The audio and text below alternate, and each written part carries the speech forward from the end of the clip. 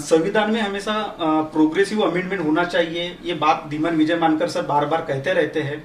और इसी खास मुद्दों को लेकर हम आज चर्चा करेंगे एपीआई के राष्ट्रीय अध्यक्ष मानकर सर से। सर, हम ये जानना चाहते हैं कि आपने 2 बिल बनाए ह्यूमन राइट्स को लेकर, अगर वो संविधान का पार्ट रहते तो उससे भारत के लोगों को क्या फायदा होता, अगर नहीं आने से उससे क्या नुकसान भी हुआ है? अब हम दोनों बातें जानना चाहते हैं आपसे। देखिए, ह्यूमन राइट्स अपने आप में एक बहुत बड़ी एडवांस कंसेप्ट है, और वो बिल्स का जो कॉपी है वो मैं आपको बताना चाहूँगा। ये वो बिल्स का कॉपी है जो पब्लिश किया हमने एपीआई के सेंट्रल सेक्रेटेरिएट की ओर से। इसको आप देख सकते हैं। देखिए, ह्यूमन राइट्स अपने आप में एक बड़ी वास्ट कंसेप्ट है।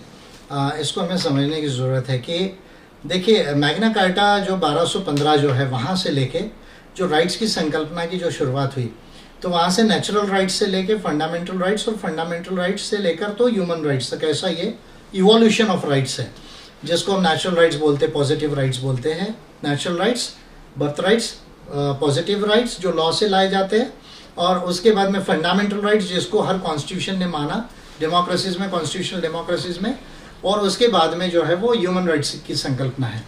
तो अगर हम 1215 से देखते हैं, मैग्ना कार्टा से लेके, उसके बाद में ब्रिटिश बिल ऑफ राइट्स है, उसके बाद में वर्जीनिया बिल ऑफ राइट्स है, उसके बाद में फ्रेंच बिल ऑफ राइट्स है, जिसको rights of man and citizens कहा गया फ्रेंच डिक्लेरेशन में 1789 में, आई फील सो, अगर ईयर 19-20 इधर उधर हो तो। और उसके बाद में जो है वो रशियन रेवोल्यूशन की वजह से इकोनॉमिक राइट्स की कंसेप्ट आई। उसके बाद में जो है वो ह्यूमन राइट्स की कंसेप्ट आई, जिसका ह्यूमन राइट्स का उल्लेख 6 बार यूनाइटेड नेशंस का जो चार्टर है 1949 का, 45 का, उसमें 6 बार जो है इसका उल्लेख है, जिसको इंडिया ने भी साइन किया है। जो पहली जो 52 कंट्रीज है उसमें इंडिया ने उसको साइन किया, और मिस्टर मुदलियार जो है वो इंडिया की तरफ से जो है 2 लोगों का रिप्रेजेंटेटिव वहाँ गए थे इंडिया की तरफ से, और उन्होंने उनको साइन किया है। और उसके बाद में मिस्टर मुदलियार जो है वो कॉन्स्टिट्यूएंट असेंबली के मेंबर भी थे। ये बात मैं आपको बताना चाहता हूँ। फिर 10 दिसंबर 1948 को universal declaration of human rights आया। हमारे कॉन्स्टिट्यूशन बनने तक का मैं बता रहा हूँ आपको। हमारा कॉन्स्टिट्यूशन फाइनलाइज हुआ 26 नवंबर 1949 को। यानी ये दोनों जो डॉक्यूमेंट्स है, यूएन चार्टर जिसमें 6 बार जो है ह्यूमन राइट्स का उल्लेख है, और दूसरा जो है universal declaration of human rights 10 दिसंबर 1948। और उसके बाद में फिर international bill of human rights जिसको कहते हैं, जिसको international covenant of civil and political rights है, international covenant of economic, social and cultural rights है। इसको यूडीएचआर के साथ मिलाकर international bill of human rights बोले जाते हैं। और ऐसे 60 कोवेनेंट्स एंड कन्वेंशन है जो काफ़ी इंपॉर्टेंट है। ये बात को हमें समझने की जरूरत है। अब हमारे कॉन्स्टिट्यूशन में ह्यूमन राइट्स वर्ड का उल्लेख भी नहीं है, जिक्र भी नहीं है। फंडामेंटल राइट्स है, बट वो फर्स्ट जनरेशन के सिविल एंड पॉलिटिकल राइट्स है, और इसलिए जब भी इंटरप्रिटेशन की बात होती है तो राइट टू लाइफ में ये इंटरप्रिटेशन किया जाता है। जैसे आप देखिए हमारे कॉन्स्टिट्यूशन में प्रिवेसी, राइट टू प्रिवेसी, ये राइट टू प्रिवेसी का जिक्र नहीं है। फिर सुप्रीम कोर्ट ने अभी कहा जब केस गई कि नहीं, right to privacy is a fundamental right. Even अभी जो इकोनॉमिक बेसिस पे जो रिजर्वेशन है, इसमें भी ह्यूमन राइट्स का जिक्र किया गया है। ये मैं आपको बताना चाहता हूँ।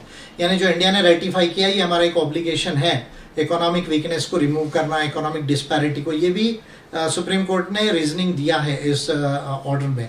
तो मेरे जो बिल्स है वो तमाम देशवासियों के लिए, जो भी इंडिया के लोग हैं, वो तमाम लोगों के ह्यूमन राइट्स गारंटीड होना चाहिए।